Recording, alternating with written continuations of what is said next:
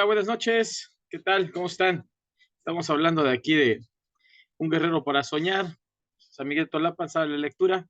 Y parte de las actividades que estamos programando, que se están programando en este diplomado, para que se tiene por Fondo de Cultura Económica y Educal, así como también del programa nacional de salas de lectura, una estrategia que se llama, o esta actividad es precisamente un diálogo con el texto.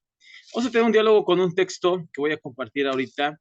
Es un cuento de Bruno Traven, el que hizo precisamente Macario. Es un cuento que se llama El suplicio de San Antonio. Es un cuento que no sé si ya lo leyeron, y si ya lo leyeron, pues van a entender de cuál es el contenido, y si no, espero que lo disfruten mucho este cuento. Es este tiempo que vamos a estar ahorita dialogando. Vamos precisamente a, a tener un diálogo con el texto, precisamente. El cuento es El suplicio de San Antonio. ¿De qué trata esta dinámica? Bueno, precisamente vamos a leer el texto, y de ahí vamos a tener que resolver tres cuestionamientos, o nos vamos a hacer tres cuestionamientos que nos permitan reflexionar sobre hacia dónde nos llevó la lectura. Es decir, vamos a tener una cuestión intrínseca de la hora del contenido, de la hora de analizar el contenido, y ver y contestar precisamente una. ¿Qué me hizo cuestionar el texto? ¿Qué me hizo cuestionar sobre la cultura? ¿Y cuál es el diálogo precisamente que yo puedo encontrar a la hora de leer este texto? Esto ustedes lo pueden llevar a cabo también en parte en su casa, a la hora de que lean, y precisamente no nada más lean, sino que reflexionen, porque estamos hablando de una lectura estética, no una lectura que se puede tomar como que es necesaria para aprender algo, sino estamos hablando de una cultura donde nos lleva y nos encamina, una lectura precisamente nos lleva y nos encamina a ver más allá de lo que nosotros vemos a simple vista, ¿no? Entonces esto se llama una lectura estética. Bien, vamos a ver. Se llama El suplicio de San Antonio. Disfruten la lectura. Dice: al hacer la cuenta de sus ahorros, Cecilio Ortiz, minero indígena, se encontró con que ya había tenido el dinero suficiente para comprarse el reloj que tanto ambicionara. Desde el día en que el tendero del pueblo le explicaba las grandes cosas que un reloj hace y lo que representa en la vida de un hombre decente, pues, además, no era posible considerar como tales a quien carecen de uno. El reloj que Cecilio compró era de níquel y muy fino. De acuerdo con la opinión de quienes lo habían visto, su mayor atractivo consistía en que podía leerse las 24 horas en vez de 12, lo que según sus compañeros de trabajo representaba una gran ventaja cuando era necesario viajar en ferrocarril. Naturalmente, él se sentía orgullosísimo en posesión de semejante objeto. Era el único de todos los hombres de su cuadrilla que llevaba su reloj al trabajo en la mina, por lo que llegó a considerarse como persona de mucha importancia.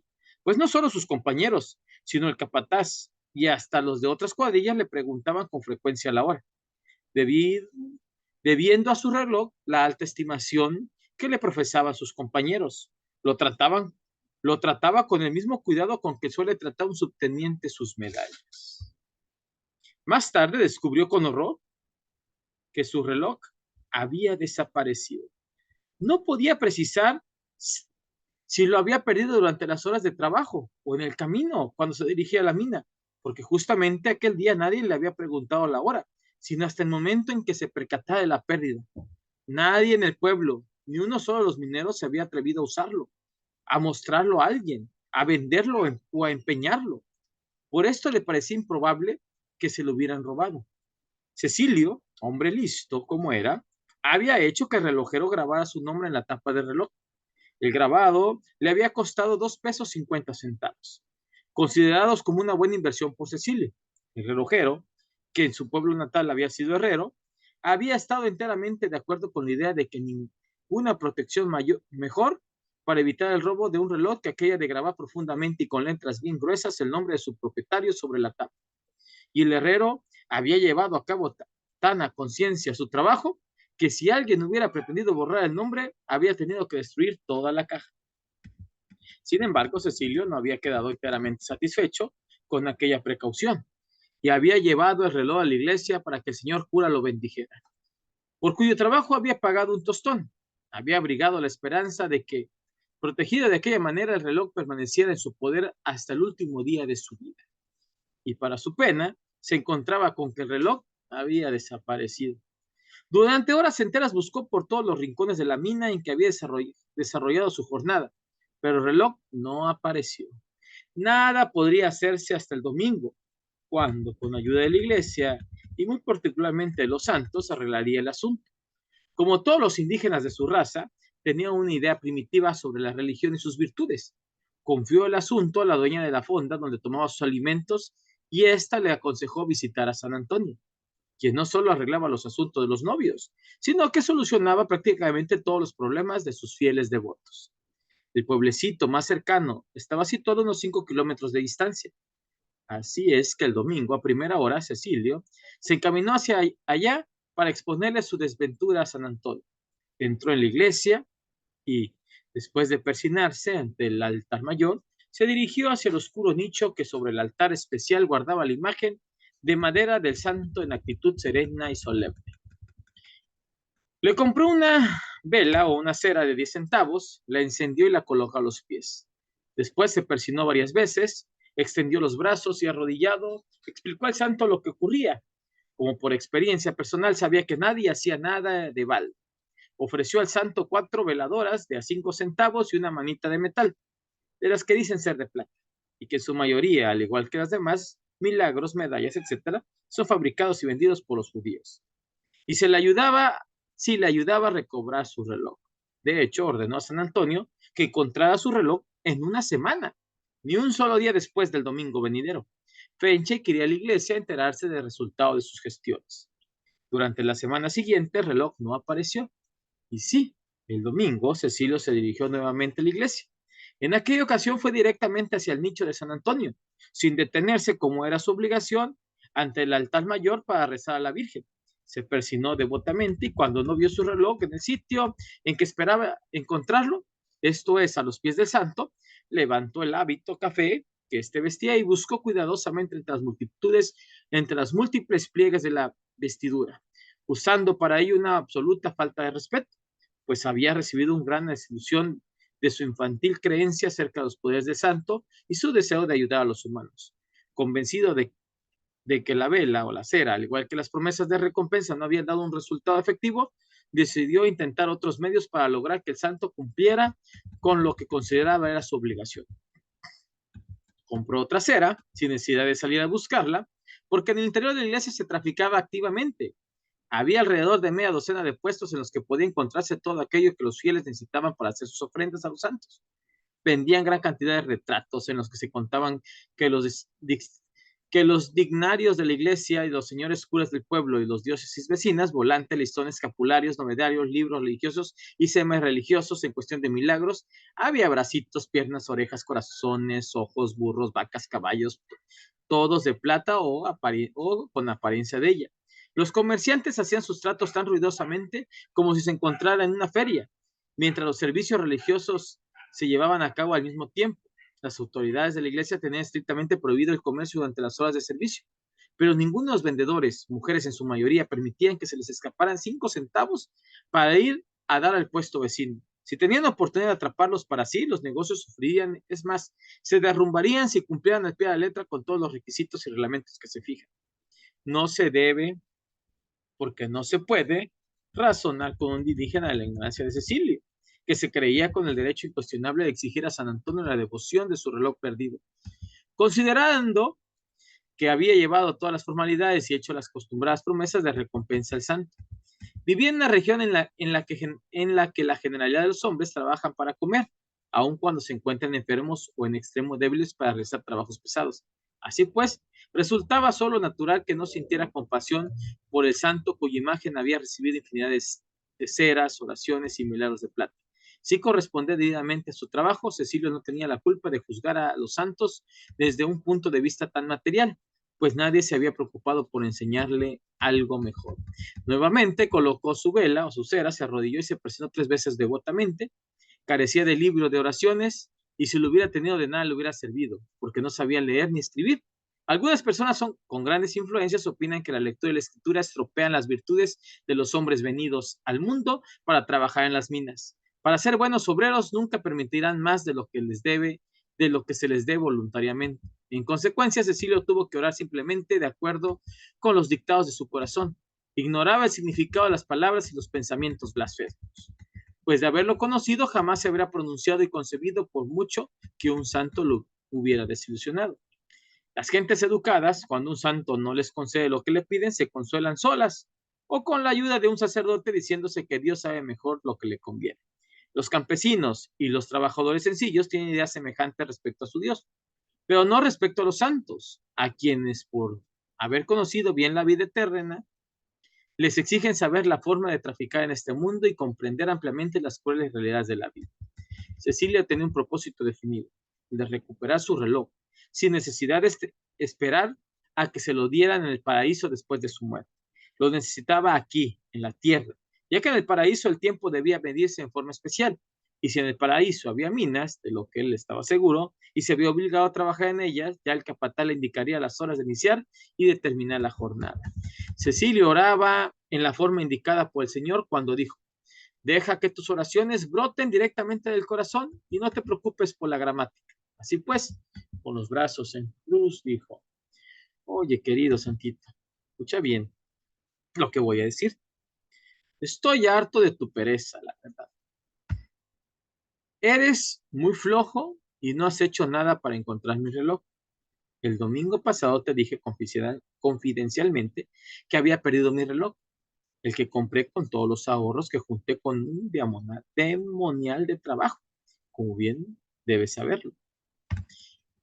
No pienses zafarte. No, Santito mío, no creas que podrás disculparte diciendo que no conoces mi reloj, porque tiene mi nombre bien grabado en la tapa. ¿Tú sabes leer? Bueno, pues dice Cecilio Ortiz con letras así grandototas, que me costaron un buen dinero. Todo esto te lo expliqué claramente el domingo pasado. Debes comprender, querido San Antonio, que no puedo venir a verte todos los domingos como te imaginas. Tengo que hacer a pie todo el recorrido bajo los ardientes rayos del sol. Claro que tú eso no lo puedes comprender, porque en tu altar es muy fresco, pero créeme, hace un calor allá afuera. Además, las velas cuestan dinero, dinero que yo no me encuentro tirado. No, el Diosito lo sabe bien. Y si no quieres creerme, pregúntale. Tengo que trabajar como un burro para conseguirlo. Nunca he pasado el tiempo tan tranquilo como tú aquí en la iglesia, donde lo único que tienes que hacer es contar las velas que los pobres te ofrecen y vigilar el dinero que echan a tu caja. Pero te advierto que esa pereza tuya tiene que acabar ahora mismo, por lo menos con lo que a mi reloj toca. Todos tenemos que trabajar en la vida y también tú tendrás que hacer. Lo menos que puedes hacer para que yo te respete y rece es encontrar mi reloj y ponerlo sobre tus pies, los que yo besaré con adoración y devotamente por tu buena acción. Ah, hay algo más, mi querido Santito. Quiero decirte que esperaré una semana más, pero escucha, si el próximo domingo no has regresado mi reloj, por Jesucristo nuestro Señor y Salvador, que te sacaré de aquí, verás qué te hago. Te amenazo, pero te va a ir muy mal hasta que encuentres mi reloj o me digas durante el sueño en dónde está. Espero te des cuenta que hablo seriamente. Eso es todo. Gracias por todo. Ay, amado Santito, ora por nosotros, ora por nosotros. El siglo se persinó, volvió a volvió la cara hacia la imagen de la Virgen Santísima, recitó una oración, se paró, aproximó la vela hacia la imagen del santo, le lanzó una última mirada de advertencia y dejó la iglesia convencido de que su ardiente ruego no había sido elevado en vano. Tampoco aquella semana apareció el reloj de Cecilia. Todas las mañanas al despertar miraba ansiosamente, lleno de esperanzas bajo su dura almohada, pero su reloj no aparecía ni ahí ni bajo el catre. Así es que no sirves, así es que solo sirves a los ricos y nada haces por los pobres, murmuró. Parece que mi compañero Elodio Tejada tiene razón cuando dice que la iglesia solo sirve para hacernos más brutos. Muy disgustado por el santo, decidió no rezarle más y emplear medios más efectivos para obligarle a obrar. Cecilio no poseía un gran talento para inventar nuevos castigos y torturas, y tenía que echar mano de aquellos que le eran bien conocidos. Por amarga experiencia pues frecuentemente le había sido aplicados a él y a sus compañeros cuando era peón en la hacienda en la que había nacido y crecido y en la que había sido casi esclavizado hasta que le fuera posible escapar y encontrar trabajo en el distrito minero. El sábado por la tarde, después de recoger un saco vacío de azúcar que encontraba en el patio de la tienda de abarrotes, se encaminó apresuradamente hacia el pueblo. Era de noche cuando penetró en la iglesia que a aquella hora se hallaba muy poco iluminada. Persinándose ante la imagen de la Virgen Santísima, que ningún mal le había hecho, dijo rápidamente una oración y agregó algunas palabras solicitando su perdón por lo que iba a hacer. Con pasos resueltos, caminó hacia San Antonio, cuyo altar, afortunadamente para las siniestras intenciones de Cecilio, se hallaba envuelto en tinieblas y ningún fiel oraba cerca de él. Rápidamente se apoderó de la imagen, con gran ternura le quitó el niño de los brazos y lo colocó sobre el altar y metió al santo dentro del costal que llevaba, después salió por una puerta lateral. Nadie vio a Cecilio corriendo a través de las calles semioscuras. En menos de 10 minutos dejó atrás las últimas casas del pueblo y se puso en camino a la aldea minera en la que habitaba. Cuando le faltaba algo más de 1 kilómetro para llegar, abandonó el camino principal y se internó en el bosque. La luna había salido y la vereda que atravesaba el bosque se hallaba medianamente alumbrada, por fortuna para Cecilio. A los 10 minutos de caminar rápidamente llegó a un claro en el centro del cual había un viejo pozo. Había hecho hacía mucho abandonado, originalmente propiedad de unos españoles que lo habían mandado a hacer junto con el casco de una hacienda, del que aún quedaban en pie 2 muros. Todo el sitio tenía una apariencia fantasmagórica. Nadie, ni siquiera los carboneros sedientos, bebieron jamás agua de aquel pozo, pues ésta se concentraba cubierta de lama verdosa y en el fondo estaba lleno de plantas y madera podrida. Debido a la soledad del sitio, a su lúgubre quietud y a las serpientes y reptiles de toda especie que había podían encontrarse, resultaba el lugar más propicio al desarrollo de crímenes, amores con fin trágico y una serie de más cosas espeluznantes. Los vecinos del pueblo evitaban hasta donde se les era posible cruzar cerca del lugar y Cecilio, con el santo a cuestas, no se dirigía a él con mucha tranquilidad. Es una gran verdad que la gente locamente enamorada o en extremo celosa o colérica jamás, mientras su emoción dura, suele ver fantasmas. Y como Cecilio se hallaba enojado en extremo con el santo perezoso, no habría notado la presencia de aquellos, aun cuando se encontraba celebrando una reunión familiar sobre el brocal del pozo. Él estaba desesperado y ciego. Su único deseo era recuperar el reloj. La vida de los santos entre indígenas como Cecilio no resulta fácil ni cómoda. Aquel que desee tenerlos bajo su dominio debe hacer lo que ellos esperan de él.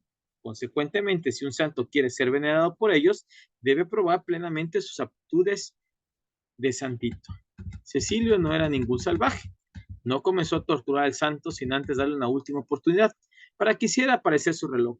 El señor feudal de la hacienda en la que Cecilio había trabajado como peón era mucho menos considerado y amable por sus peones de lo que Cecilio era con su cautivo. El hacendado, en el preciso instante en que descubría alguna falta, mandaba soltar al culpable y aplicar cualquier otro castigo. Sin embargo, hay que aclarar que les era permitido a los peones dar explicaciones sobre los motivos de su falta.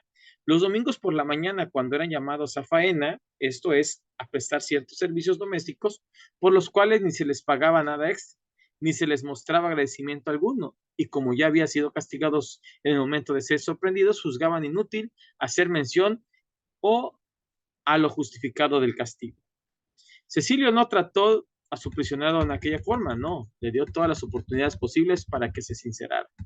Sacó la imagen del saco de azúcar, la colocó sobre el borde del pozo, le arregló los pliegues del vestido y le alisó los cabellos para darle mejor apariencia. La estatua tenía como 1 metro de alto, pero la cabeza correspondía a un cuerpo mayor, por lo que parecía desproporcionado.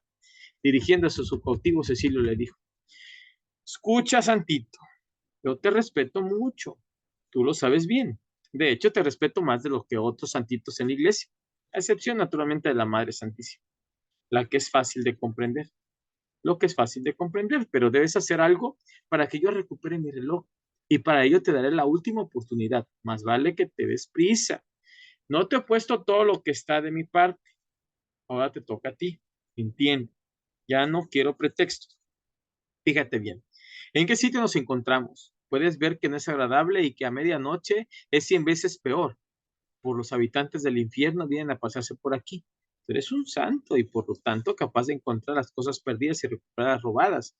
El señor cura así lo ha dicho muchas veces y debes saberlo, porque es un hombre muy leído. Te he comprado ya 2 veladoras y te he prometido además dinero en efectivo, mas no creas hacer, porque, como tú sabes, no soy más que un pobre minero. Mira mis manos para que me creas. Gano muy poco y no tengo esperanzas de aumento, a según ha dicho el capataz. Todo esto lo sabes, requete bien, Santito. Y solo quiero recordarte estas tristezas de la vida porque me parece de que nada te importa un pobre minero, y menos aún si ese minero es indígena. Si su piel no es de color suave no es suave de la tuya, y si no lo es dado a escribir cartas y leer periódicos, pudiendo solamente estampar una cruz chueca en los papeles que se ve obligado a firmar, mira, empiezo a sospechar y mucho que te gusta ayudar nada más a los que tienen mucha plata, porque ellos pueden pagarte mejor. Es por eso que te he traído aquí, donde podemos discutir tranquilamente. ¿Tú me entiendes? Yo no puedo pagarte tampoco tanto como los gringos millonarios que tienen todo, además de todas las minas del país, que he, he hecho lo que he podido. No puedo más, porque no tengo dinero. Echa una mirada al horrible pozo y te das cuenta de lo feo que debe ser estar en él. Con esa agua tan puerca y apestosa, es casi puro lodo. Allá abajo hay serpientes de todas clases y no de aquellas con las que se puede jugar. Además, hay algunas otras cosas que espantan. Bueno, pues, ¿para qué hablar tanto? Si no me duele ese reloj, te echaré adentro. Yo creo que te he hablado claro, ¿no, Santito? No puedo estar yendo cada semana a la iglesia para ver si escondido entre tu ropa o sobre tu altar se encuentra mi reloj. Tengo otras cosas que hacer. No puedo perder todas las fiestas del pueblo en las que se baila re suave con mujeres rechulas que a veces uno se las puede llevar al monte, y para que lo sepas, no te ofreceré más velas, no, señor. Bueno, conste que ya te advertí lo que te pasará si niegas a encontrar mi reloj. Cecilio sacó un cordel de su bolsa, le hizo una lanzada en la punta, la pasó por la cabeza del santo, la sujetó a su cuello y la suspendió en el pozo mientras la imagen se balanceaba de la cuerda. Cecilio le dijo: contesta, San Antonio, ¿en dónde está mi reloj?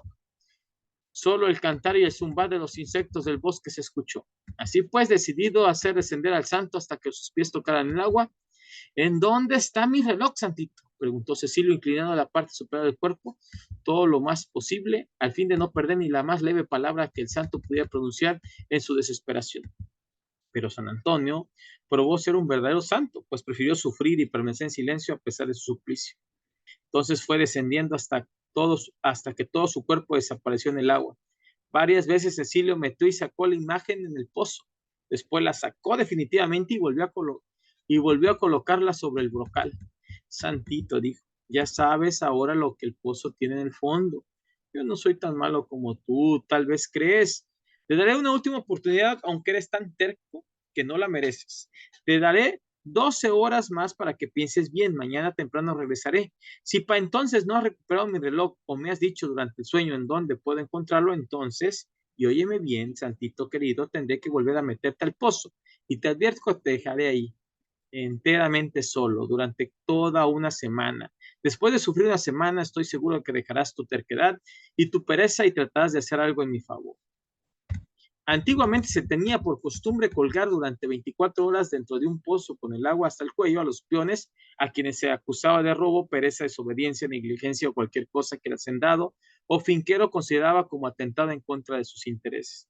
Cecilio había sido colgado en uno de esos pozos en cierta ocasión cuando se había aventurado a discutir con el mayordomo cierta orden que en su concepto era impracticable e innecesario. Así pues, él pensaba que el santo no tenía de qué quejarse. Si un pobre trabajador indígena hiciera con él lo que los señores feudales se acostumbraban a hacer con sus peones, ningún sacerdote intervenía cuando los peones eran cruel e injustamente tratados por sus amos. Así pues, no había razón para que él se demostrara como pasivo con aquel amigo íntimo de los señores curas. Después de guardar nuevamente la imagen en el saco de azúcar, Cecilio la escondió entre la maleza. Las vestiduras del santo se encontraban mojadas y llenas de lama verdosa. Cecilio sabía que el pobre sufriría terriblemente durante la noche, fuera de los muros protectores de la iglesia y del calor de los cirios. Si te resfrías, Santito, dijo en voz baja, mientras escondía la imagen, bien que te lo mereces, pues mucho tiempo te he dado para que cumplas con tu deber. Y ya que te niegas a hablarme, pues muy bien, aquí te quedas ahora. Buenas noches, hasta mañana. Lo primero que Cecilio hizo al despertar fue buscar bajo la almohada y en todo el rincón que ocupaba su catre. También miró dentro de sus bolsas y en la caja de madera en que guardaba todas sus propiedades, pero su reloj no apareció. Se dirigió a la plaza en una mesita al aire libre, se desayunó café negro, carne seca, frijoles y tortillas. Después se dirigió en bosque a toda prisa, sacó la imagen de entre la maleza, buscó cuidadosamente sus vestiduras, tampoco ahí estaba el reloj. Una vez más se dirigió al santo, pero en esta ocasión sus palabras fueron duras y despiadadas. Explicó porque no podía hablar largamente y porque consideraba inútiles sus plegarias. Debes saber, santito, que en el patio de la taberna de Don Paco habrá una pelea de gallos muy buena a las 10 y en la que ya he metido mi apuesta. La tarde tampoco podré regresar porque tengo que llevar al baile a Cande. Tú la conoces bien, en la que un día prendió una carta a su vestido pidiéndote que le ayudaras para que yo no quebrara con ella, como lo tenía pensado, a causa de esa vieja bruja de su madre, pues ella le dijeron que tú ayudas a los novios. Por todo esto, ahora solo puedo darte 5 minutos más. Si mi reloj no aparece dentro de 5 minutos, te sumiré en el pozo y ahí te quedarás por toda la semana, hasta que el próximo domingo regrese para ver qué has hecho entre tanto. Cuando Cecilio calculó que había transcurrido 5 minutos, todavía buscó a su alrededor, pero no pudo descubrir su reloj en ninguna parte. Ahora, Santito, como soy un buen cristiano, te he sido fiel durante toda su vida, tú ya lo sabes. Bueno, pues ahora hemos terminado y sin lástima te meteré al pozo mugroso. Introdujo la imagen hasta que se sintió que los pies tocaban el fondo, ató el cordel en la rama de un arbusto que había enraizado entre las piedras del brocal, con el objeto de poder sacar el santo en cuanto hallara su reloj. El sábado al mediodía, Leandro, uno de los compañeros de Cecilio, se aproximó a él y le dijo: Dime, camarada Cecilio, ¿cuánto me darás de albricia si te entrego tu reloj que encontré al limpiar uno de los túneles? ¡Qué gusto, camarada Leandro! Te daré 1 peso de albricias y las gracias. Hecho, repuso Leandro. Entregó el reloj a Cecilio y agregó: Dame 1 peso esta noche después de la raya. Bueno, aquí tienes tu reloj en perfecto estado. Ni siquiera el cristal está roto, ¿sabes, cuate? Vi algo brillar entre los montones de piedras y me fijé con cuidado para saber qué era y descubrí tu reloj. Cecilio acarició su reloj y lo cubrió de besos con voz emocionada por su felicidad y abrazando a su compañero de trabajo dijo: Tú lo haces mejor que los santos, por menos dinero y sin meterte en líos, Leandro. Pero no mencionó nada de lo que había hecho con el santo. A la mañana siguiente, día que era domingo, Cecilio fue a libertar a su cautivo. Debido al constante roce de la cuerda entre las rosacas del borde, ocasionado por el viento al mover la rama del arbusto, la cuerda se había reventado y no le fue posible sacar la imagen. Inclinándose cuanto pudo, gritó hacia el fondo del pozo: Ahora sí, ni modo de sacar, pues se rompió la cuerda. Ahí te quedas, pues así lo quiere nuestra Madre Santísima. La verdad no sirves para nada. La pobre gente que recurre a ti con sus penas gasta sus centavitos tan duramente ganados sin ningún provecho. Pues ahí te quedas, Santito. Adiós. Que el Señor tenga piedad de ti. Aquella oración de Cecilio, tal vez la más sincera y la más desinteresada por haber sido dicha en beneficio ajeno, fue escuchada en el cielo. 2 carboneros que por casualidad tomaban el viejo camino que pasaba por frente al pozo, se sentaron a descansar en el brocal del mismo y encendieron un cigarrillo. Mientras fumaba, uno de ellos miró distraídamente hacia el pozo y exclamó: Por Dios santo, en el pozo hay un ahogado, veo su cabeza y sus cabellos. Tienes razón, es un hombre, dijo un compañero asomándose. Caracoles, es un cura. Gritó fijamente en la cabeza tonsurada. Corrieron hacia el pueblo para avisar que un cura había caído al pozo accidentalmente y que se había ahogado. Los vecinos se armaron de cuerdas y escaleras y dirigieron al bosque con la piadosa intención de rescatar al pobre señor cura, quien tal vez vieran aún y podrían ser salvados si se le atendía enseguida. Cuando hubieron sacado la imagen, los vecinos descubrieron con asombro que era de San Antonio, que tan misteriosamente había desaparecido. Y en gran procesión que se improvisó rápidamente, fue devuelta triunfalmente a su nicho de la iglesia, de donde había desaparecido una semana antes, desaparición que intrigara al pueblo entero y que fuera el tema de conversación durante los últimos 7 días. El padre de la iglesia fue asediado con preguntas, por lo que finalmente tuvo que dar una explicación. En su sermón del siguiente domingo pronunció estas palabras con mucha solemnidad: A ningún ser humano le es dado comprender y menos resolver los misterios, designios y disposiciones de nuestro Señor. Alabado sea Dios Todopoderoso. No podía haber dado mejor ni más sabia explicación, pues Cecilio jamás volvió a confesarse. Muy bien, pues es así como termina esta lectura del cuento, Un suplicio de San Antonio. Ahora, vamos a ver. Primer cuestionamiento dice, ¿qué me hizo cuestionar? Primeramente, vamos a ver, la historia se desenvuelve en un Cecilio que pierde un reloj, pero debido a ese reloj, él consideraba que tenía una alta estimación. O sea, las personas que lo rodeaban lo consideraban con alta estima por ese objeto. Y aquí nos hace cuestionarnos que precisamente el ser humano, desgraciadamente, pues prácticamente a veces tenemos anteponer nuestro valor como persona con los objetos que nos rodean. Es más, hay que ver ahora en las altas esferas, lo primero que hacen es obtener, la gente que tiene más ingreso, obtener cosas que otros no pueden acceder para tener un mayor estatus. Por eso existen marcas como, pues tenemos Dolce Gabbana, tenemos por ejemplo, los relojes finos o los iPhone o lo nuevo de alta gama, pues precisamente, ¿por qué? Porque consideran que a través de un objeto de mayor valor, pues consideran que tienen un mayor estatus, porque ellos son los que pueden acceder a esa ruta o a tener ese tipo de objetos. Y creen esa percepción de que la estimación es en base a lo que tienen y no a lo que son. Entonces Cecilio tenía esa impresión y eso es lo que nos cuestiona a nosotros. En verdad, los objetos es los que nos hace valer, porque hay aquí una cuestión, que a veces el valor, a veces no los damos nosotros mismos, sino nos dan las personas que nos rodean. Entre más personas o seamos más, tengamos más afecto por otras personas, pues nosotros nos sentimos más queridos.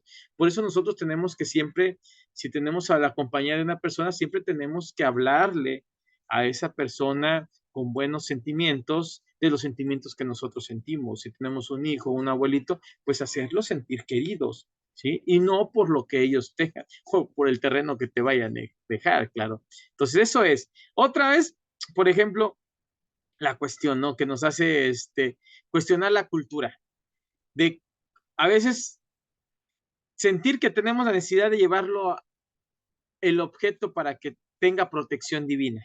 Por ejemplo, llevó su reloj a la iglesia para que el señor cura lo bendijera. Entonces, esa cultura que tenemos nosotros de la percepción, de decir, no, pues es que quiero la protección divina porque si no esto no me va a durar, me lo van a robar o se va a perder.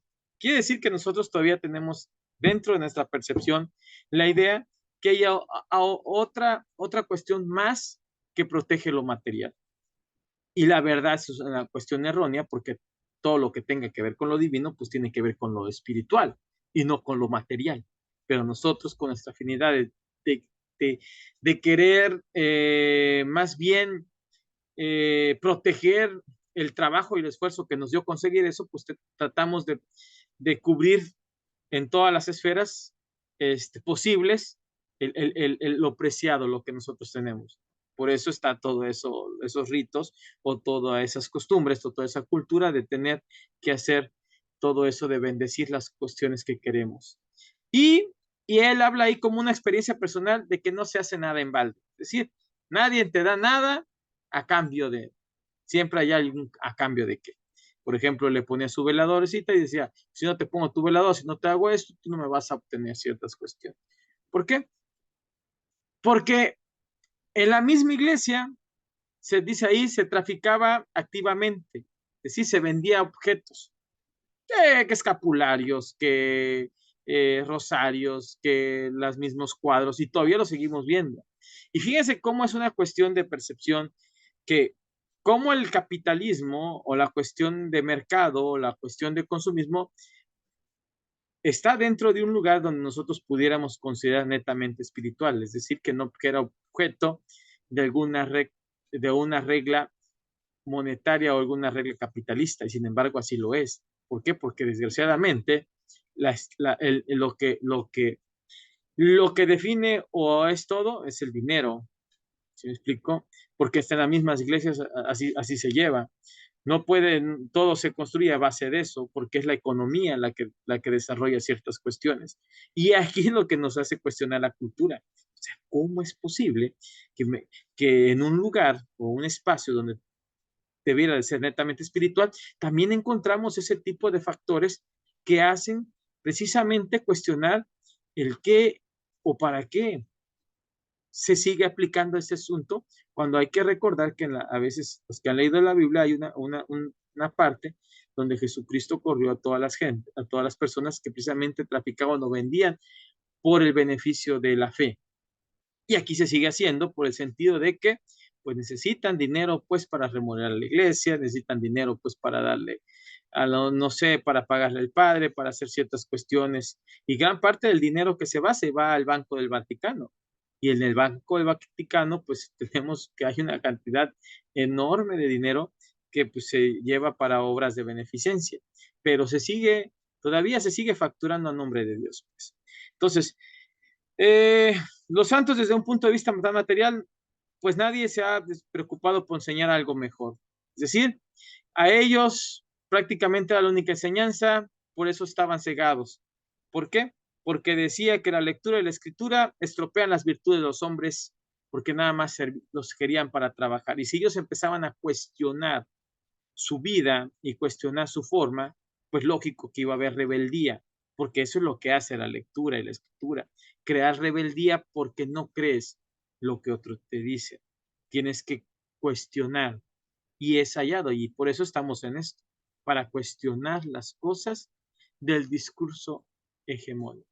Entonces, ¿qué me hace cuestionar?